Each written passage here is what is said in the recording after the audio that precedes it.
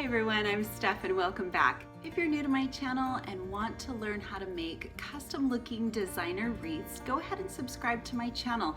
I upload wreath tutorials every Tuesday and Friday. In today's video, we are completing a gorgeous 4th of July wreath made with Deco mesh, and we're adding some summery flowers to really give it that wow factor. If you didn't catch part 1 or part 2 of this series, I will link them for you down below. My videos are designed to show you exactly step by step how to put a wreath together. I even have a supply list in the description box down below. All right, let's get started. We started off with the base of Deco mesh using the ruffle technique and this bow, which I showed you how to make in part 1. In part 2, we added these ribbon streamers and the sign. In this final video of the series, I'm showing you exactly how to add floral stems. It's not a necessary step, and you could honestly keep the wreath with just the ribbon and the sign, but a wreath that has a truly custom designer look to it has more details. In fact, the more details you put in it, the more it really pops and adds that wow factor.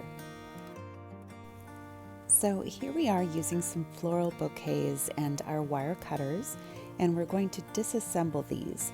The goal with adding floral is to disperse the color and texture throughout the wreath.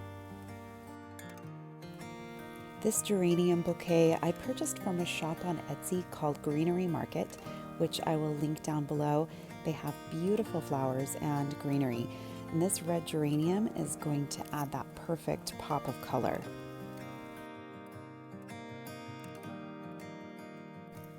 Next, these filler flowers are going to add subtle touches of white and more red.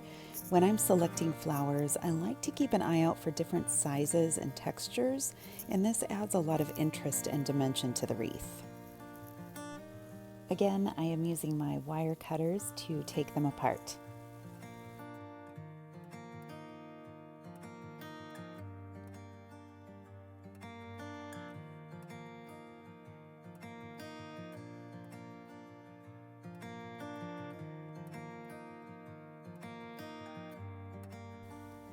While my glue gun heats up, I'm taking the flowers and starting with the geraniums, I'm figuring out their placement. So I'm finding places to put them right into the Deco mesh. Once you add the glue and it dries, it's very hard to take them out without messing up the mesh. You can just wing it if you want, but I like to play with it first to figure out how everything looks before hot gluing it in.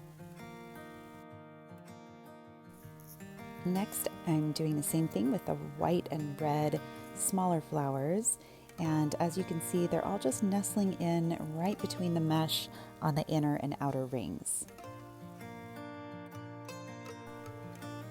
Now that I have everything where I want it, I'm going to take my hot glue and cover all sides of the stem, and this allows the stem to grab onto the mesh from all sides when you stick it in.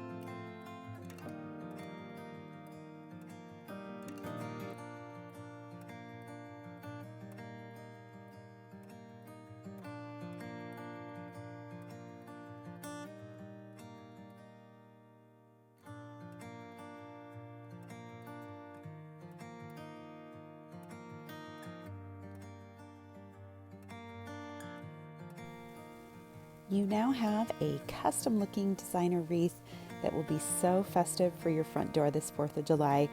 If this video was helpful to you, smash that like button, subscribe to my channel for new wreath tutorials every Tuesday and Friday.